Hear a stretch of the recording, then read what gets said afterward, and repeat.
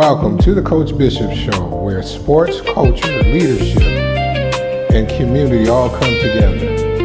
Tonight, we got a special guest, gubernatorial candidate Nancy Young, joining us to talk about her vision for California, the changes facing our communities, and leadership, what leadership looks like during difficult times. We welcome right now to the stage candidate for governor, Ms. Nancy Young. Welcome. Glad to be here. Thank you. Okay. Knock over the mic. I've got some water for you if you want some water and a drink. Tell the people of California who Nancy Young is. Okay.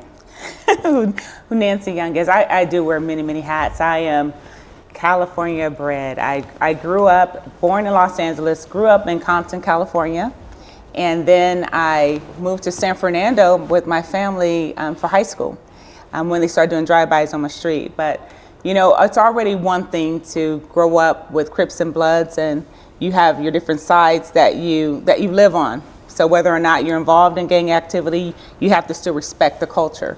And so living in Southern California as a youth, it taught me how to make eye contact with people, how to treat everyone like human being, humanity, and just with respect. And with that, life goes a lot further with that. And so back almost 40 years ago, I moved to Northern California, and I moved there to go to UC Berkeley. And so I graduated from UC Berkeley and then raised my family. I inherited 4 kids, and then I birthed 4 kids. And so all of my kids, though, every single one is grown now. They're married, different ones are married, have kids themselves. So I'm enjoying this moment of being a grandmother. But more than that, my whole background in my life is all about ministry. My husband and I have been pastoring for more than 30 years now. Oh, wow. And we also have run many mentor programs helping our youth as they go into adulthood and to be just really good citizens in our community.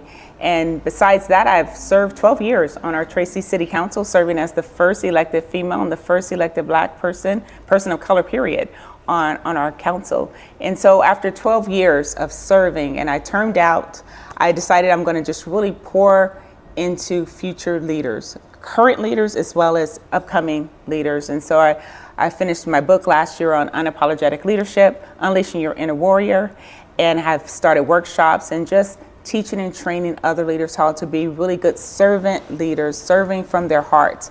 And so that's what I was happy to do in ministry and everything until the Lord woke me up about 3 in the morning. That just seems to be a special time of day on March 1st to push me to get off the coaching sidelines, and I know you're coach, off the coaching sidelines and actually get in the game and to run for this governor position. I know we have some more things to talk about later, but that's kind of me in a nutshell, just to kind of all around mom, grandma, pastor, friend, and mentor. Wow, quite some experiences. Tell us, Ms. Young, what life experiences have you had that have, would you say, shaped your political style? It's always been for me to really just be a person of your word.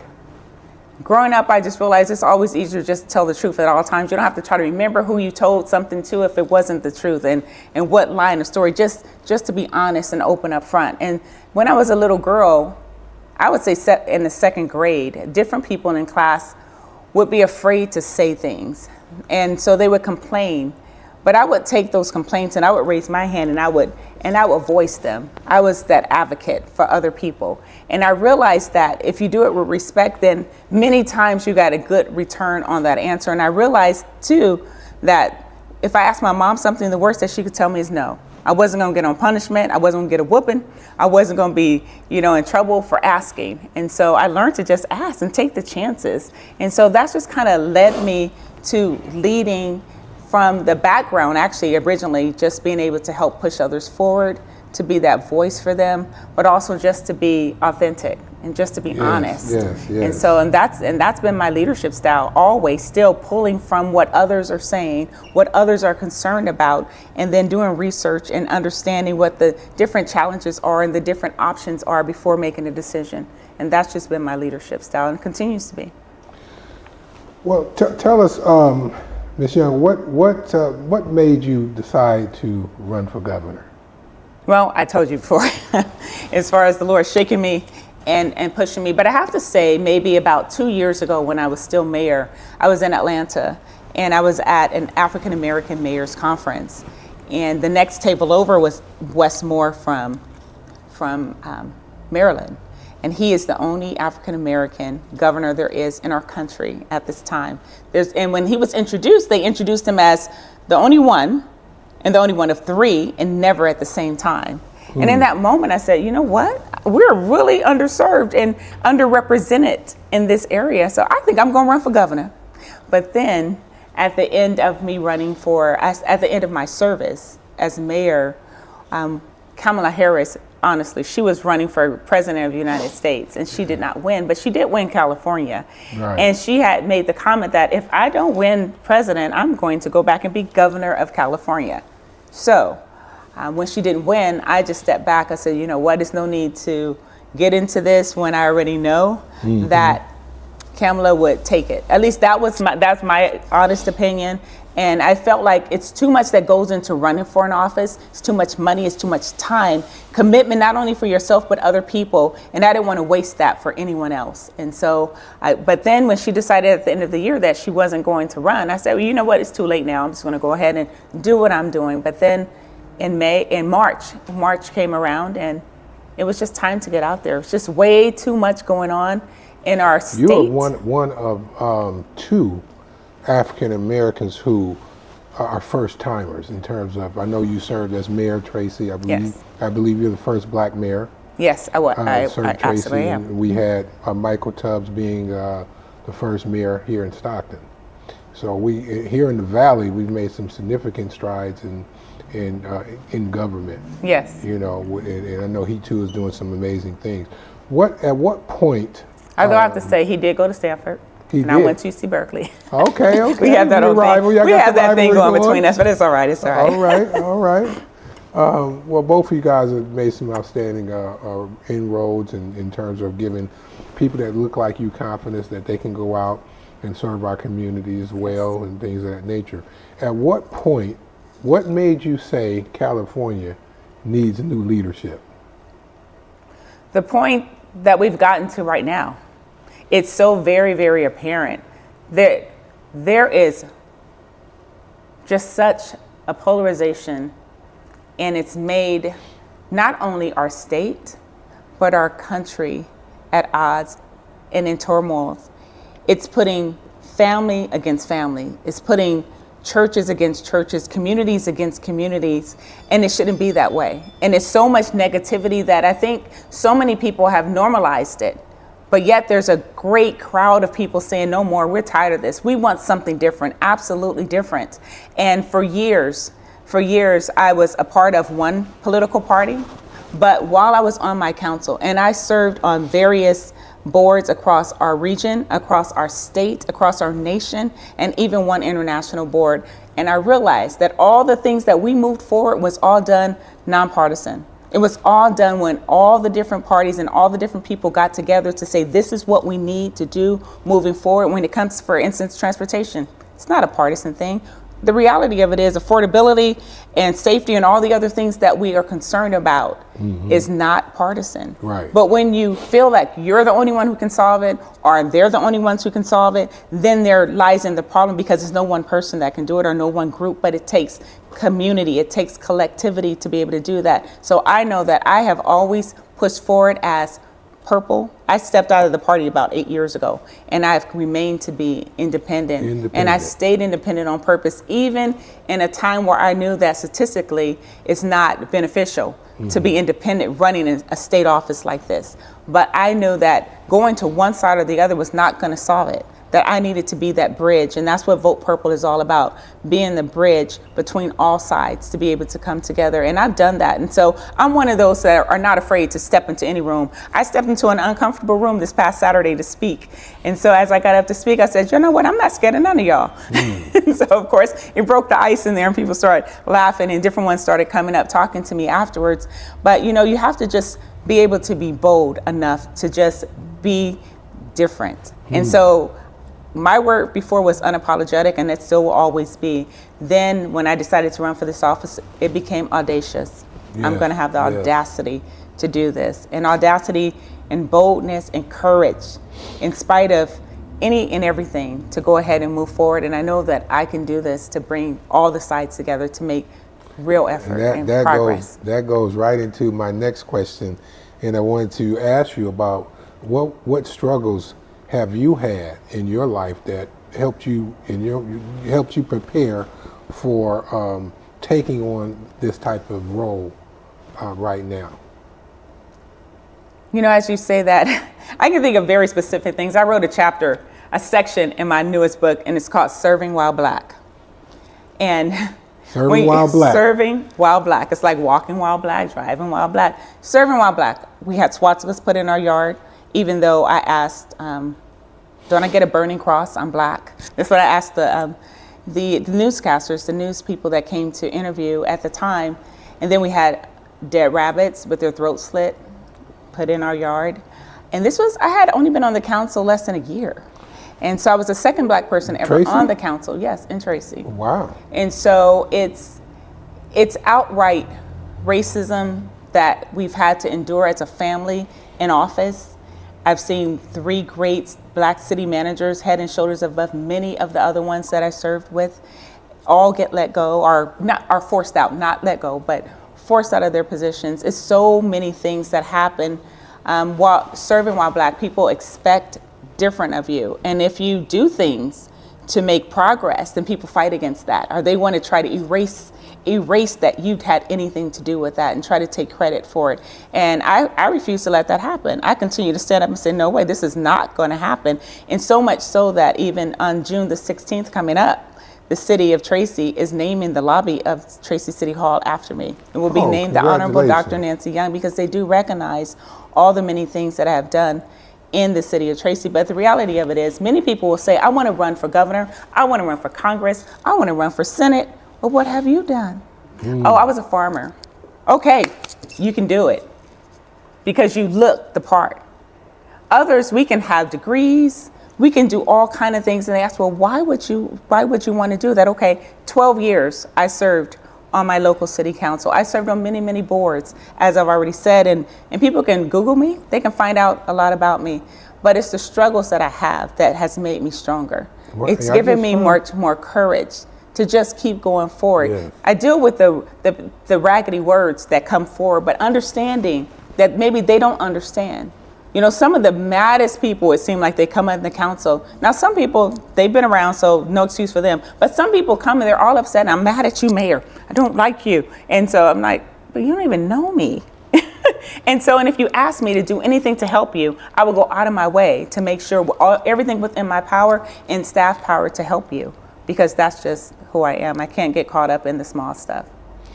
Well, you know, that's interesting. I learned something new also. I didn't know. I should have introduced you properly as a doctor. Oh, it's okay. I have a lot of names. And I understand that, but doctor is not just any name. Doctors are well deserved. You put a lot of work in and deserve to be addressed as such. And so I apologize for not addressing you as Dr. Young. I'm an educator, so as an educator, I understand the significance of that, and I understand the struggle. And it's hard to get to become a doctor. Yeah, so it's a lot of work. It is a lot of work. So what part of your faith have influenced you overall? Being able to stand up for those who don't have a voice, the voiceless. When my doctorate is in theology, and I did my dissertation on the book of Luke. And it shows the humanity of Christ. It shows him how he spoke and he stopped to make note of the women. are those who are sick. And he took time for humanity, for the lepers, for those who probably wouldn't even just pay any attention to them. It showed the humanity and the love that he had for the everyday person. He said, "I'm come to set the captives free." And so that's what I've always felt that my mission was, to be able to set the captives free, whether it's mentally, whether it's in reality, or whether it's emotionally, whatever it is. So I've always just have been a person to really internalize what God has created me to be and who he's called me to be. And so because we're born again, just as babies need growth, they have to grow, but they have to be taken care of when they're little. You know, you get them their bottles, you change their diapers. My granddaughter, who's 16 months, was just over yesterday, and I had to change her diaper, get her drink together, get her food together. She thinks she's grown and she can do everything. But she's like, look, little girl, I need to hold your hand while you're going down the stairs until you learn how to do it yourself. And this is the same thing with us spiritually. People need that guidance on how to grow up spiritually. Doesn't make any sense. People have been in church for 20, 30, 40 years and they still acting like a baby and throwing fits. They need to be able to be taught how to be mature. And so that has been my background as teacher, as preacher, to be able to help guide people growth in life. I want to see people grow from the inside out. So who inspired you? Who inspired you on your journey? Who would you say inspired you to do what you're doing? You know, I can think of a lot of teachers and those who have mentored me and pushed me beyond the limits that I thought that I could do. When I was in the 10th grade, there was a gentleman named Mr. Park Cockrell. When I became an adult, he insisted I call him Park. To this day, I could never call him Park. His name is Mr. Cockrell. It's ingrained in me, you know, as far as respect goes. But he came to my yearbook class and he said, you know, I need to see Nancy Lipscomb, which is my maiden name. And I knew I didn't do anything bad. And so I was like, okay, yes, I'm Nancy. And he was substituting for my teacher that day. And he said, I need you. And I need you to run for president of the school. I'm like, me? I'm in the 10th grade. I'm too young. He said, no, you're not. So he pushed me on. And eventually I did run. And I became student body vice president. Then the next year I ran unopposed for president. But my path had already started in leadership in that I had a female pastor when I was growing up in Los Angeles, South Central LA, Pastor Pearlie Peterson. Oh. And the name of our church is called Worldwide Mission.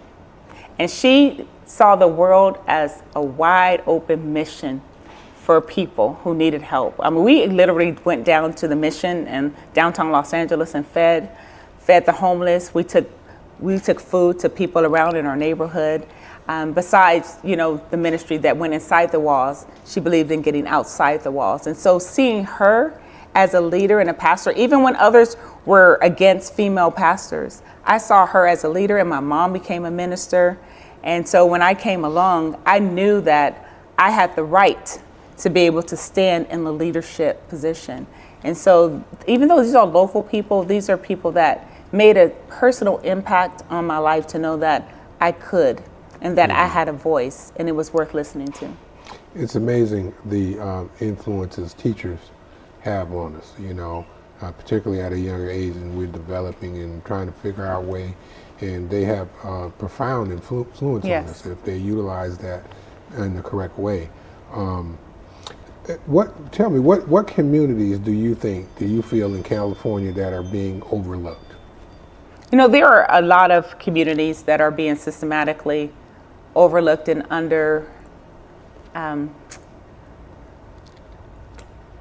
underdeveloped, or not really put any kind of finances into and resources into. I don't pretend to know all of them because California has 58 counties, 400 and some odd cities. It's a lot that are in our areas. I know there are some areas in Tracy because I live there. I know there are areas in Stockton because I've been here many times for meetings, and I've met people even on this campaign trail. I met this one lady in the church service, and she said, I need to tell you about my area. Can you help me? I said, well, I don't live here, but let me know your address. And I did. I reached out to the council person who's over her area, and I wrote him all of her concerns because she's elderly and she does not use the computer. So I texted him I emailed him all the information, and I know him personally. So I reached out to him as well to let him know that this is an area that's been overlooked. There's no investment in that area, and I need you to go out and see this lady. Here's a picture of her so you know what she looks like, and go help her. So I know there's a number of places that does not have the investment that's needed. Mm-hmm. And so I would not venture to say the list of them because I know there's a lot of places all over. And what we need to make sure is that we do have equity in all of our cities. Yes. And it's not just a city, because every city has its issues in them. And so my determination as governor would be to have a committee that would actually go out, have a commission that would go out into all these other areas, in all the areas, to see the areas that need attention, to bring them up to the equity that's needed. And so that's a lot of work, and that takes a lot of on purpose, not just reactive, because so many people sit back and they wait till somebody complains about things instead of being proactive. Right. But we need proactivity. We need proactivity. And some people have been saying things for a long time, but they're just being ignored. And so there's a lot of groups that already know where some of the spots are already. And so I would invite them into the room to find out what they have to say about it and what are some of the solutions that they suggest, because everybody wants to be a part of the solution. Many people have an idea in mind already. They don't need a leader to tell them this is your problem. They need a leader to be able to listen and say, what is your problem? What do you suggest we do? Yes, I agree. Well, at this point, we're going to take a break real quick and get a little something in our stomachs. Okay. All right.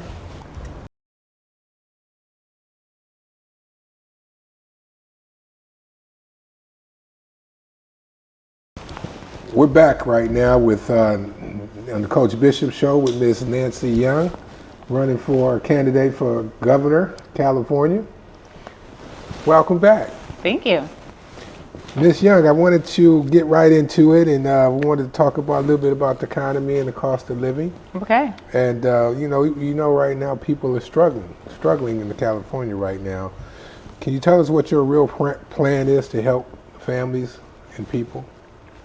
Well, the struggle is real, and I am no stranger to that. Despite degrees and everything, life just happens. Life keeps lifing, and many people are just frustrated, so much so that many people have just moved out of our state altogether. Businesses have packed up and left too because they can't afford to stay here. And so the cost of living is very different than it was when I became an adult. So back my first year in college, as soon as I turned 18, I signed my first lease to my first apartment. And it was a furnished studio in North Oakland, but it was $395 a month. Ooh. I worked for the state health department. I made $7.50 an hour, but I was able to take care of my apartment, take care of my car, its maintenance and everything, pay all my bills, and still have a savings.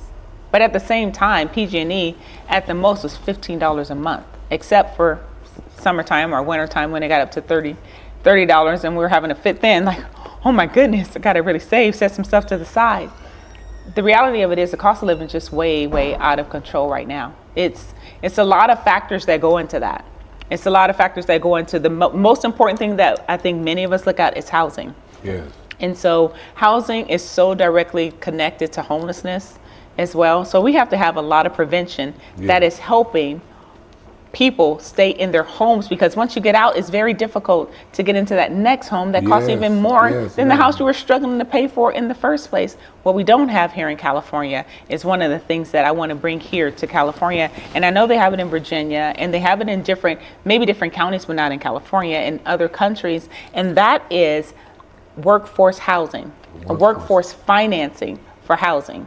So for instance, my daughter graduated from Howard University, and in her last year or so, she was living in an apartment with other roommates. And so they were able to share and pay for that really nice apartment in Virginia. And then when different ones got different really good jobs, they moved out. My daughter was by herself, but then she was able to move into another one of the units that looked just the same, but only had to pay 50% of the rent because of the workforce housing. And they have workforce housing not just for rentals, but also for purchase. Yes. And so that's what we have the missing middle here. And that's where a lot of people fall in the middle, where it's like, okay, I'm just barely at that point that I can't make it.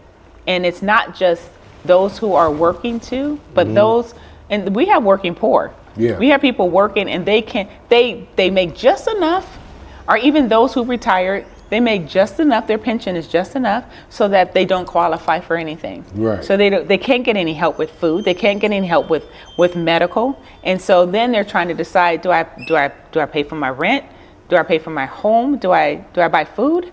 Do I buy the medicine that I need? Or so then different ones aren't taking care of their health like they should because they can't afford to. They got to make serious choices. And you have to make serious choices. Yeah. And so we have got to do something about that. So it's bringing in the workforce housing. It's bringing in that middle level. It's changing the level so that we can raise it above, so that more people qualify for the help that they need, especially when you've spent so much time paying into the system that they don't get any returns on. That is so unfair. And at the same time, we're looking at gas prices that are just ludicrous. When I first filled up my car, it was 67 cents a gallon. So, that was back in the day, back in the 80s.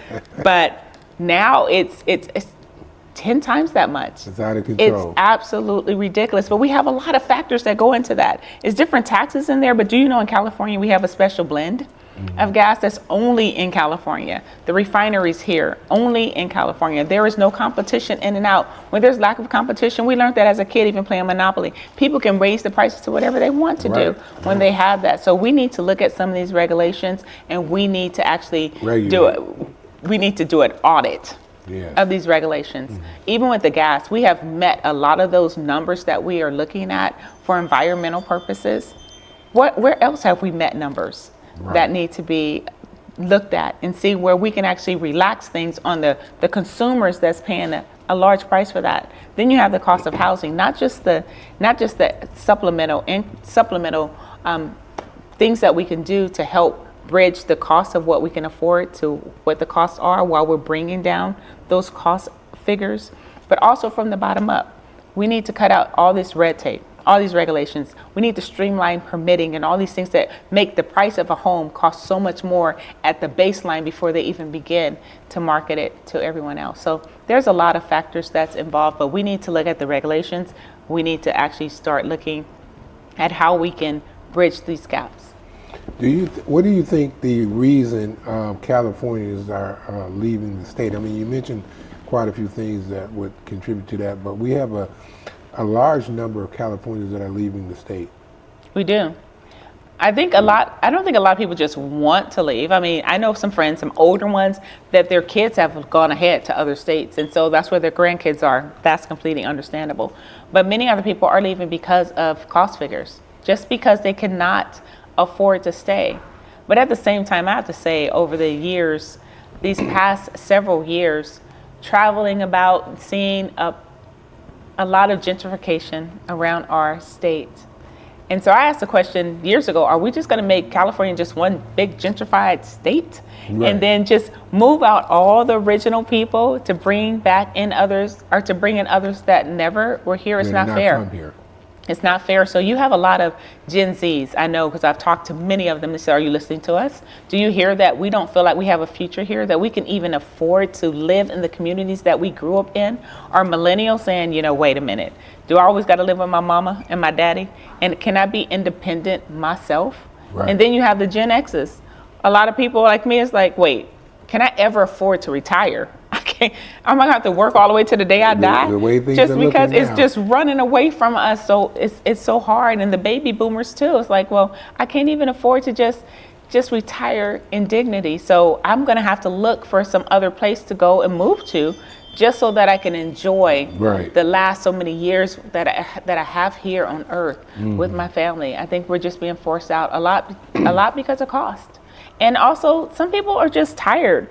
They're tired of the mess that's going on in our state. Are they tired of even the lack of safety? Yeah. It's like, look at here. Before, there's ebbs and flows. When I was a kid and dealing with Compton, but then over time, I raised my kids in the suburb. I told one of my sons who went to Morehouse, he was like, oh, Mom, I wish I could just be like you, like straight out of Compton. You know, that was just like, that's a badge of honor. I said, boy, you are straight out the suburb. And I raised you in a suburb on purpose so that you wouldn't have to fight for your life. You're already going to have to fight for your education, to be respected in different areas, no matter how much education you have. But I'm not going to have you fighting for your life on top of that. No, that's a fact.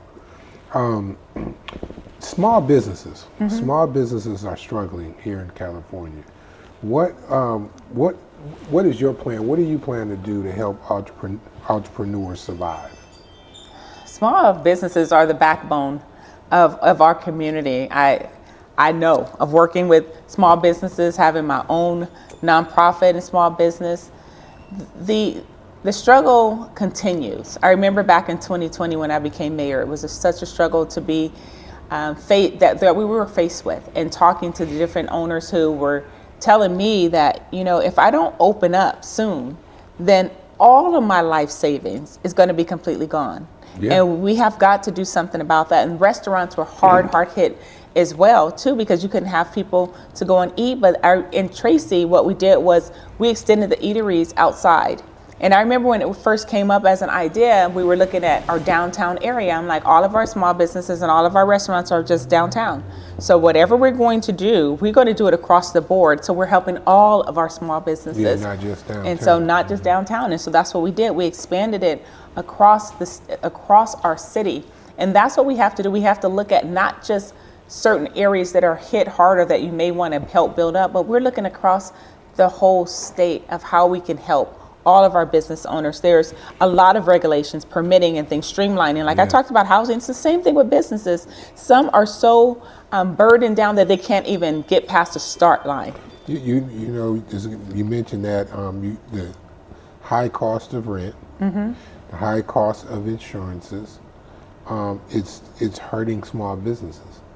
What do you feel about that? What do you think? And you add the prices of gas. I mean, if you own a business here downtown, you have to pay parking every day. Like, they don't have anything set up for small businesses to, park. You know, if you're a business owner, you got to go and take a, you have to rent a parking space for a month in order to stop yourself from getting tickets at your own business. What do you think about that? That just gave me back bad memories from college days, getting tickets, trying to sprint down the street to put some more money in my meter. And that is a terrible hardship for businesses downtown. You have actually handicap spots that if someone's handicapped, they don't have to pay. And so you surely could have something for the business owners to be able to have those exceptions. In our downtown in Tracy, we actually removed some of the parking requirements that we had, even for businesses to open, because you have so many parking spaces that each business have to have. And so we were running out of space. So that was an impediment to businesses opening. So we had to remove that. We suspended that for, I think, maybe the next 10 years so that businesses can get up and going and give them a running start and to help them to be able to expand. So insurance costs, a lot of these different factors that we're looking at is really hurting the businesses. But one thing that we did do, and we can do across our state, is we invested by giving micro grants. These were not micro loans, these were micro grants to our different small businesses to help them to pad to help their finances until they could expand more. And a lot of things were in place for about 5 years after COVID. And so that expired last year.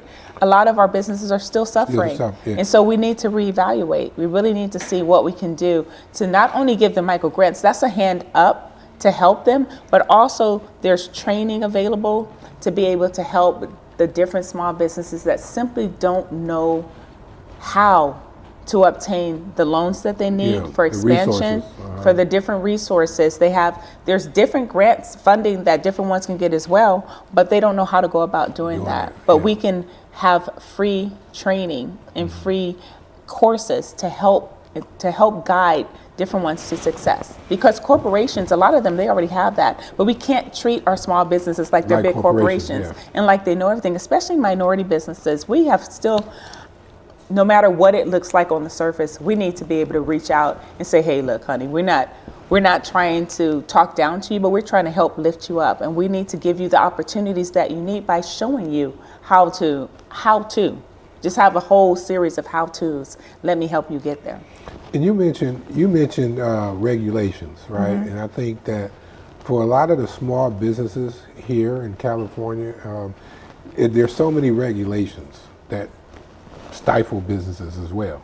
I mean, you can't get past, like we talked about the high rises of gas price, we talked about the high cost of rent, and then you're talking about all the regulations that are imposed on small businesses. What would you do to kind of loosen up some of those regulations so that small businesses can survive? So part of it is, first of all, streamlining permit process. So streamlining is just fast tracking it from one to the other so that you don't have all this red tape in between. Because part of the problem comes in, especially when you have inspections. And I know this have held up a lot of small businesses, even from expanding. They have an inspector come in and they'll give you this list. You need to do this, you need to do that, this. And then you come back, you've done those 5 things, right? And then it's like, they send in somebody completely different. Now you got 10 things to fix. And then you go, you do that. And then next time you have 1 or 2 things, but it still keeps delaying and delaying. And so many people have had to spend lots of money on rent.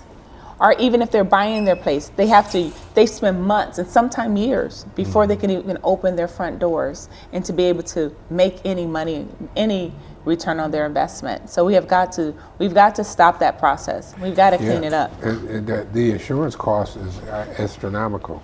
I talked to small business owners, and a lot of them, one of the biggest complaints is the cost of insurance. I mean, just to insure your place is almost like another rent. Yeah. Because of the fires, because of a lot of other catastrophes that we've had in our state, the insurances, a lot of insurance companies won't even write new policies at all. That's true. And so that is a struggle in itself. If you're a renter, even if you're a homeowner and you're trying to change, you move from one place to another, you forget that because you can't carry it with you now anymore. You can't. As of last year, I was like, what? I can't take my insurance from one house to the other. So we can't do that in California. We're on hold. And so it's like, okay, so if anything happens in my house, I'm just on my own until because they will not write another policy. The same thing with cars. And I got insurance for my nonprofit. And we were having an event at the park, and they said, well, we can cover everything except for an event at the park. Like, well, what do you mean? You can't cover an event at the park. Yes, I'm like, but that's what I need you for. And so it's a lot going on in the whole industry of insurance. I've talked to some insurance people as well to find out there's some challenges even at the state level right now. They have commissioners that don't know what they're doing, and they refuse to talk to the industry to help them out to get to the place they need to be. So there's a lot of fixes that need to happen at the state level that's going to trickle down and help our everyday people. I know how difficult it is, trying to be a small business, trying to operate a business and things of that nature. What would you do to kind of help with some of the things we just talked about, to kind of help small businesses prosper? So one of the things that I really feel is super important, and that's education. And that's prevention. Education makes up for a lot of things in a lot of areas. And so for small businesses to have the education presented and available and proactively go after these businesses. You have a list of those who have applied for business licenses. You have a list of different ones that you know in the community. So let's be proactive about that. Let's go after them and find out, really sit down, let's check off the boxes of all the things that you need and how about we put together a program that's going to fill in all those gaps. If you need a micro grant, some people said we don't need that. That's not going to help us because it's not going to be enough to do what we need. But we do need you to fix this regulation over here so they stop dinging me where I can't open up my doors. And so, and those are the areas. One thing I learned on the council when we went from neighborhood to neighborhood, even regarding safety, every neighborhood had a different story. Some were concerned about donuts in their area, people doing donuts. Some were concerned about petty theft, breaking into their homes or breaking into their cars. Same thing with businesses. Different businesses have different challenges. And so that's what we need to see. Take a a status to look at, take time to make sure to do the education and to mark out a reasonable plan that's going to really help each and everyone in the areas of what they need. Because you can spend a lot of time working on one area and that's not the area that that particular small business needs. So speaking of that, speaking of crime and stuff like that, what is your position on crime in the area, and what would you do to kind of curb that? Crime and safety. Crime and safety. Crime and safety, because people do need safer neighborhoods. You need to be safe where you live. You need to be safe in your own skin. That's a whole nother thing with ICE, to be able to even just walk out your house or go anywhere. Safety is two-pronged. It's multi-directional. You can be really hard, I'm going to be tough on crime, and there needs to be accountability, and there needs to be, it's just like being a parent. If you don't say what you mean and mean what you say to your kids, they're going to run all over you. If they believe that they can stay out all times of night and there's going to be no consequences, they're going to do whatever they feel like it.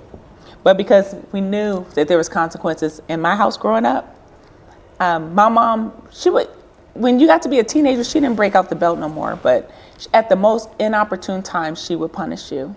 My brother's prom, she decided, you're not going. So you're saying one of the ways to curb that is parent involvement. It definitely comes from parent. It starts at home. The flip side I was going to say is prevention. You have got to have prevention.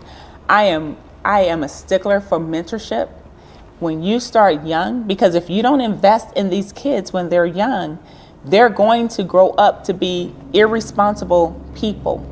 They're going to, mean little kids grow up into mean little people. The people that you can see kids terrorizing other people, and if they go unchecked and they don't change, and there's not anything to intervene, they're just going to go down a whole different path. That's why I spent a lot of my years, more than 3 decades, for me, investing in mentorship and teaching at the school level, have my own mentorship programs. You have got to have prevention. There's also behavior and mental health, because some people are really imbalanced. The rehabilitation. They have, and you have to have the rehabilitation, and it's possible.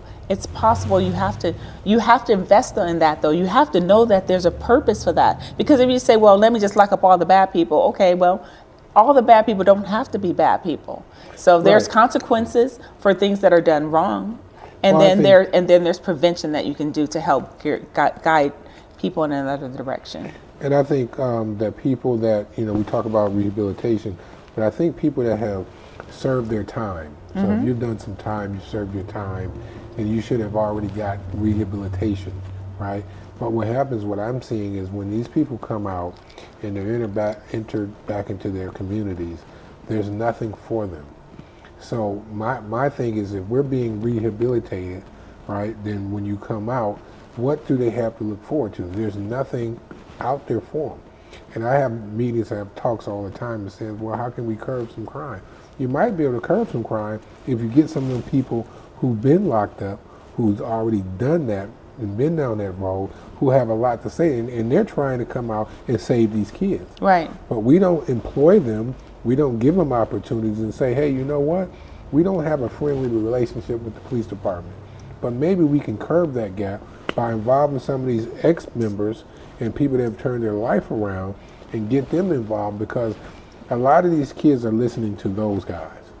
That's who they look at as their heroes, not the local police department or jobs that you look at and say, hey, you know what, I want to be a teacher, I want to be a professor. They don't look at that as something that's a good thing. They honoring, I'm looking around and, we're making movies about these gangsters and we're glorifying them, and the kids think that that's the way to go. Yeah. And I propose that we, when people come out, they've done their time and they've changed their life, find opportunities so they can go out and talk to these youth and get these youth on the right path. And they're kind of like the Scared Straight program they had many, many years ago. Yeah, I remember that. We need to react some of those things and get the people involved.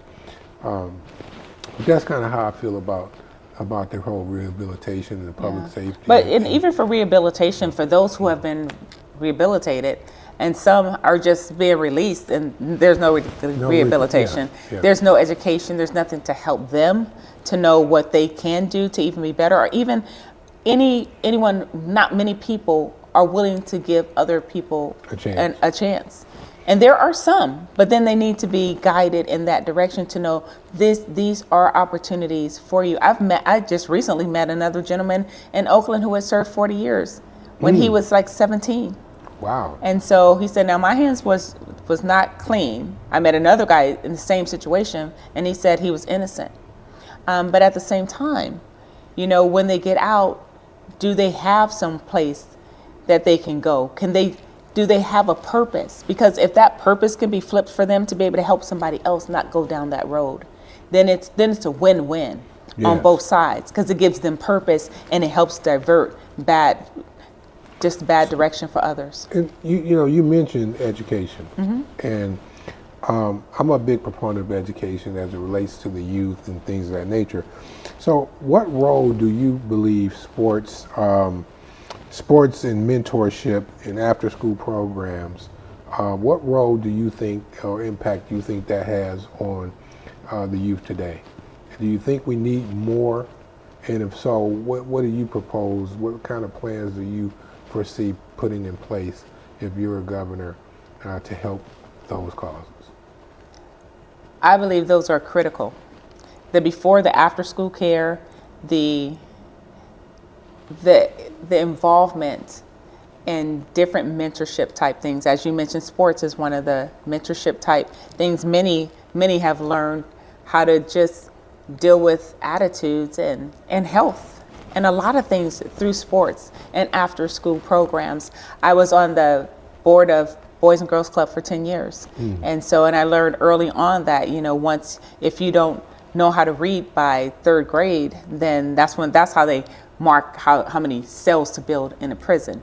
And so we worked really hard to make sure that we're helping to educate our youth and bridging those gaps of the learning that some are not taking place in schools, and some people are getting left behind while others are going to other special schools, other nationalities, and then they're bringing up the competition, and then we're leaving our everyday kids behind, and those who can't afford those other programs and don't have those cultural settings to be able to do that. So we are bridging those gaps. I'm the current president of our Kiwanis Club in Tracy, and we've taken on literacy, and we're going to one of the schools that are low in literacy rates to help their students to bring their levels up as well there. And we all have these responsibilities of wherever we can do this. So as a governor, I would definitely have a focus on building up our programs, whether they're the YMCAs, the Boys and Girls Clubs,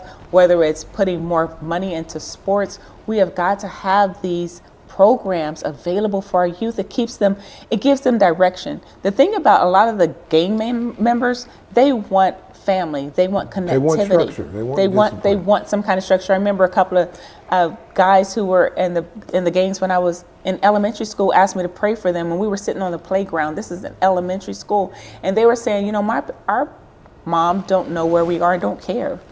We wish that we had some structure, that somebody cared that we were home at a certain time. Yeah. And so that was just eye-opening to me as a 10, 11-year-old to know that people really wanted structure. It helped me to really appreciate even my parents even more, that we had those structures, that we had to be in a voice length of my mom's. We couldn't be so far away that she couldn't go on the porch and call our names and we hear her and we better come to that house within minutes. Right.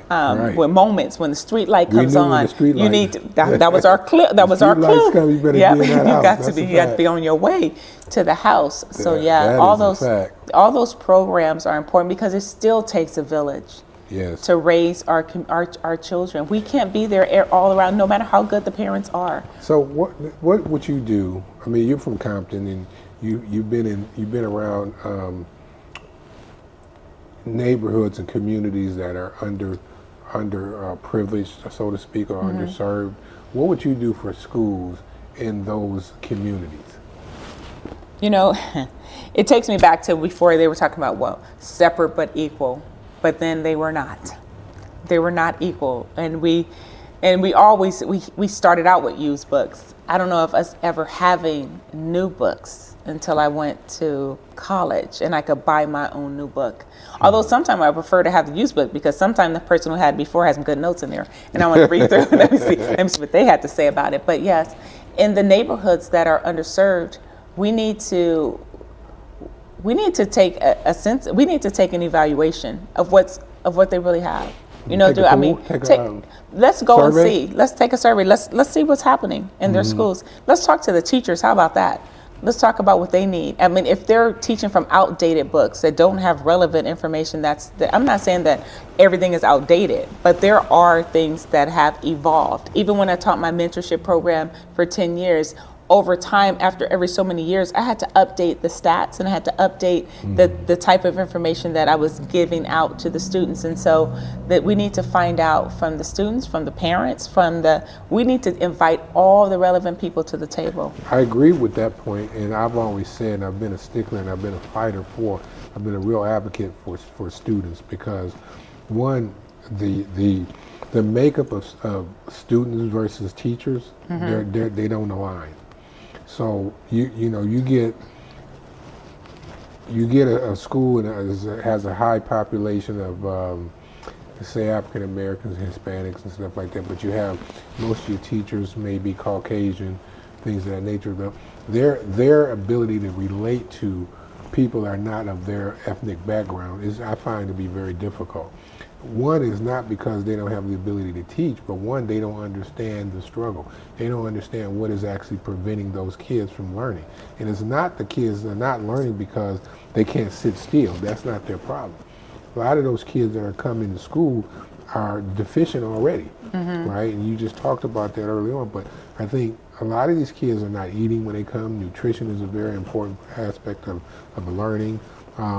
When you see a kid that comes in your classroom, you may be a veteran teacher, but you don't know how to deal with this kid because this kid can't sit still. He's not doing it because he's trying to disrupt the classroom, but you're not equipped to handle that kid, right? Because you don't even understand where he's coming from. Like you don't understand that the kid didn't eat in the last 3 days. You don't understand that this kid's coming from a household with 8 people and they got 4 beds. You don't understand that. You don't understand that these kids. I've had a kid when I was the basketball coach at Alameda College, and I'm the professor there. I come to work one day, and one of my basketball players is sleeping on the stairs outside of the gym because he had nowhere to sleep when he went home.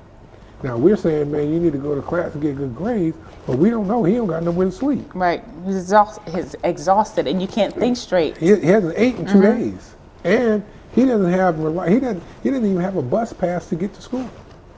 So my whole thing was let's make food affordable for students that are coming to school because they want to be there and they want to learn.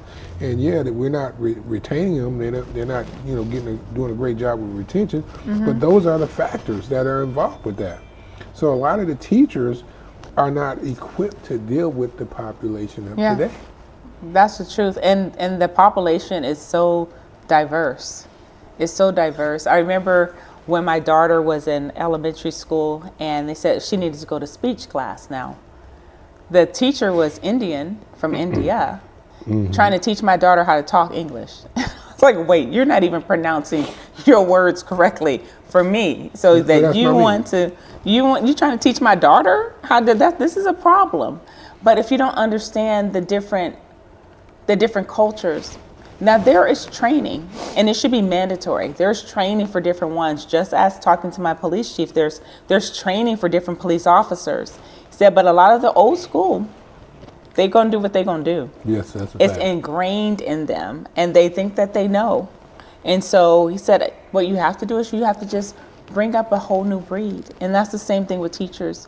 You're gonna have to just get some because those who really care from the heart. My first grade teacher when I was 6 years old was a white little lady named Mrs. Benning. And I sat at her feet every day. I remember the same shoes she wore, white shoes with all different color straps that went across it because I stared at her little white toes while I was in class. But she took time to teach me because I was behind in that class. So when other kids were playing, I was on the side with her while she was teaching me because she had a passion for the students. She was I'm sure she was in Compton from when Compton was white.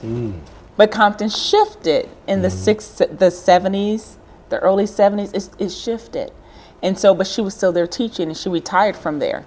And so, because she was probably in her 60s when she was my teacher. And so, but she had a passion to learn about the students. And she took time with us to know what we liked and what was important to us. Back then, they brought in people to test us for sickle cell. I remember those little pink pills that they make you chew. You can show all the plaque and stuff on your teeth to show us how to brush our teeth and how to floss. And I remember her telling us, and I always remember that she said, before you come to school, you know, maybe your mom and your dad don't comb your hair, but you comb your hair. When you wash your face, you wash behind your ears and your neck and everything. So everything that you see is clean. All these practical things that she taught us, she told us little black kids, because she cared about us and she took time to learn what was happening and to make sure she had snacks in her class if anybody was hungry. So that I didn't even think about that, you know, to right now, to make sure that we were fed. But everybody is not adapting and everybody's not adjusting to the different needs of the kids. Because when we talked about homelessness, not in this here, but when we were dealing with homelessness some years back, we were looking at all these youth that were homeless. And so maybe they were staying with a teacher, maybe they were staying with a coach. We had I met this couple on the street, and their kids were living with the coach because they were good in basketball. And so, but they couldn't stay with them, but the kids could. They took care of the kids. But yeah, we have a failing system. We have so many people that are getting into different leadership, even as a teacher, for the wrong reasons, and they're not equipped and they're not willing to learn. But we've got to do something about that. We can't be so desperate that we just have babysitters in our classes, that we're not giving the teachers the tools, the required mandate the different courses or classes that they need to take to learn. So with that being said, as far as education is concerned, what is your plan for college affordability and trade programs? So, you know, there's a lot of free programs in other cities, in different cities. I know in Long Beach, the mayor there, I served with him on one of the international boards that I sat on, and he said, if you go to school and you graduate from here in Long Beach, you can go to college for free. He said, you will not have to pay to go to our public colleges here. And so California is rich. It has so much wealth. There are so many philanthropists that are looking to help. And I believe that we don't have to just spend, but we can invite others to invest. To invest into our youth, to invest into tomorrow. When I talk to people about safety, I'm like, you may not have any wayward kids, you may not even have any kids yourself, but if you put money or time into mentorship, you're helping raise up a whole new people that won't be breaking in your house, that So won't at be this killed. point, at this part, we want to get into, we'll talk a little bit about our platform. So our platform, we believe leadership, right, starts with humanity. I think it's very important to have humanity, to be about humanity. And with that being said, how do you stay mentally strong under criticism? Okay. Mentally strong. It's anything of strength. It takes exercise. It takes practice. And so being mentally strong takes practice. When I was first on the council, I had a girlfriend there watching one of my first meetings, and she took pictures of me. She didn't say anything. All she did was text me a couple of pictures of myself. And one of the pictures I'm looking like, another picture like, it was so hilarious. But when I looked at the pictures, I was like, oh my goodness, I have to make sure that my face isn't saying everything. Even though I can control my tongue, I had to learn how to control my face. And so to be able to absorb the things that are being said, and I can write, I'm a writer, so to write it out, I could say, gosh, these people getting on my last nerve, or, but not to show it, to express it, but it's just kind of like a drill. You have to practice. You practice in case it was an earthquake in California, you practice on cases of fire drill. So no matter what comes and goes, I know that I am doing the best that I can. I know that I'm truthful. I know that I'm a person of integrity. And so when people say things, even if it's a lie or even if it's a truth, you know, there's things to learn from everything. And you have to be strong in a leadership position. You have to be bold. The worst thing is to be around leaders who don't have a backbone, too scared to say anything, too scared to stand up. You can be mentally strong and don't have to go off on people. That takes discipline as well, to be able to be silent when you need to be silent, but to be strong enough to say something when you need to say something. Wow, with that being said, how important is compassion in leadership? Compassion. You have to have compassion. That's all about humanity and caring about other people. I served with too many people who had no mercy, had no compassion. I remember one time in a council meeting, we were in a semi-judicial role, and we had a group of guys that owned this one business. And one thing had happened outside their business, and they didn't know that they had the responsibility to report because it didn't happen in their business, and there's other businesses around. And so we ended up taking away their license to be able to have their business, their conditional use permit. Without the conditional use permit, their business had to close. It was worthless. And so I remember looking at my fellow council members, and I asked them, I said, you must have never needed mercy in your life, have you? Because I've needed mercy.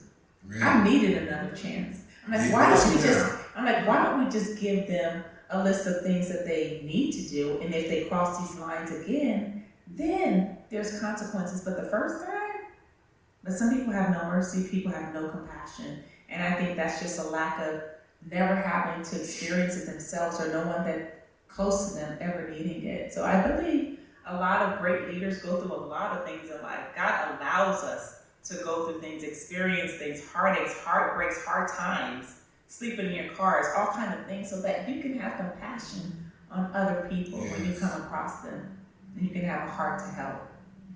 I think that's very important to have compassion with people, because people need compassion nowadays. What message do you have for people who, we feel that they feel they're forgotten? That they're not. That somebody sees you. One of the things that the dear Officer Abs and Tracy used to always say is that you may mean a lot. How does he say it? But you may mean the world to one person. And so it's all about, somebody seeing you. Some people may just see you on the side of the road. I tell you, I was walking down the street before, there was this older lady. She was homeless. She was all by herself.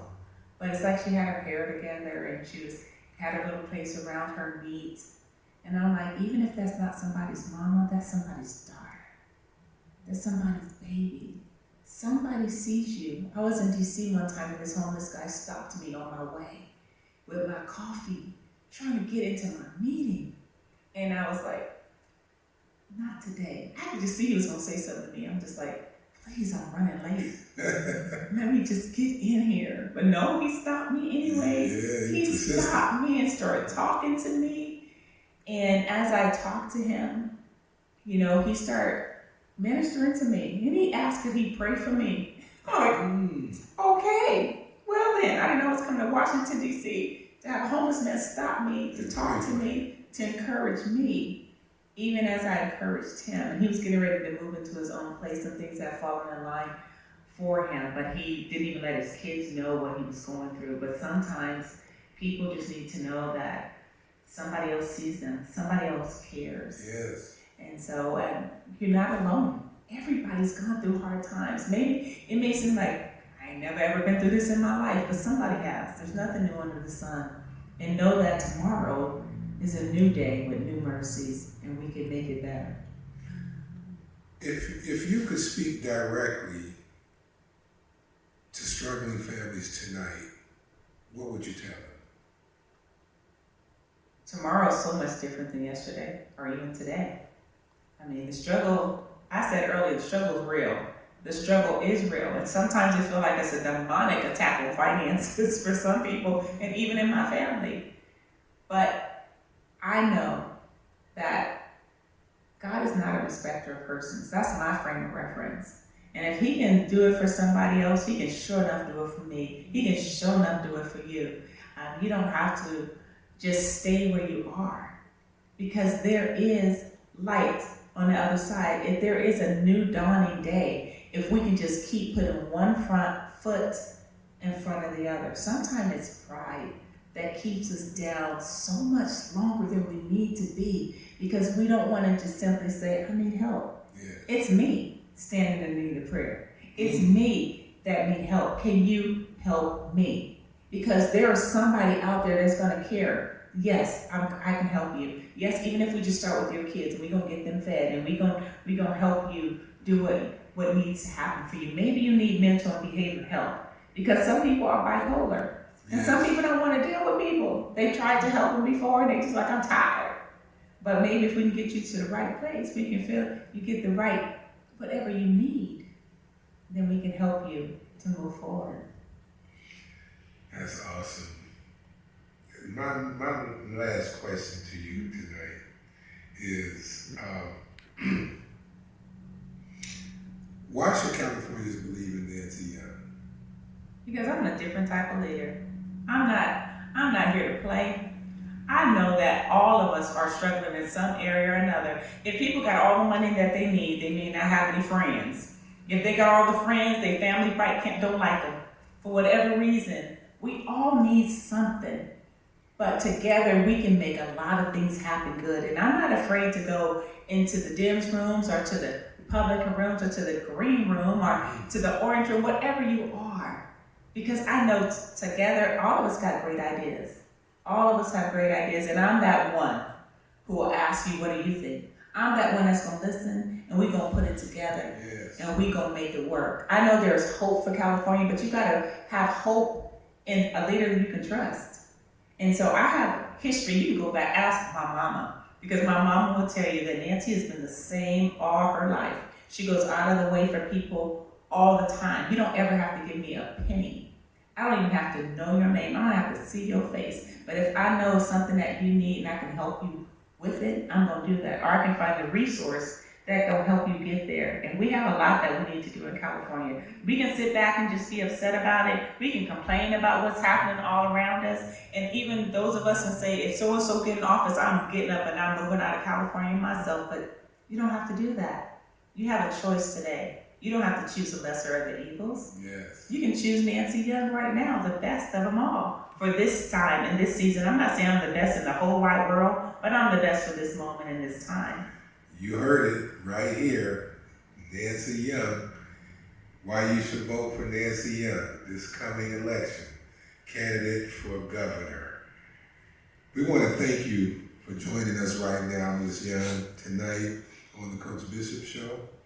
We also appreciate leaders that are willing to come into the community and have real conversations. And it's been truly an honor tonight to have you here to speak so openly and honestly with us. And before we go, we do want you to tell us about your book. You mentioned your book earlier. Let the people know where they can get this book and what they need to do to vote for you. Okay, so my book, I can get to it, and then this is over, I have it in my car. It's called Unapologetic Leadership, Unleashing Your Inner Warrior. And so that is found on Amazon.com. It's also found on my website, IamDrNancyD.com. And so that is all about just unleashing that inner warrior in each and every one of us that we have to be the best leader. And so for this campaign, we're down to 7 days. The election polls will close 1 week from today, a little less than 24 hours from then. So we have 1 week to get out the vote. There's a lot of people that are not voting right now. There's a lot of people who are just hopeless. They don't feel like their voice is gonna matter. Why should I even try? And I don't even like any of the candidates that I see out there anyways. But only those who have millions and have raised a lot like that can actually have commercials out there. So I'm grateful for you, Coach Bishop. I'm grateful for podcasts like yours and others who are open to hear from other voices, to know that there is real options out there. We can't silence our voices. Our voices do matter. And so you can read more about me if you care to. You can Google me. I'm Googleable. I served 12 years on our council. And so there's a lot of information out there about me. But you can also find me on my website, which is nancyyoungforgovernor.com. And then there's a lot of social media out there. My handle is Nancy Young, the number 4 Gov. And you can check me out, see a lot of different commercials and posts and things that we have out there to encourage you to vote for me for governor of California. Once again, you guys, we have Nancy Young. You get a chance, go and check out her book. Get her book. Let's come out and support her. And it's also, you get a chance and to do your research on Nancy, go out and vote and let your voices be heard. Again, we just want to thank you again, Nancy, for coming out and coming to the Coaches Bishop Show. It's been a real pleasure. Thank you so much. Thank you so much. Appreciate it.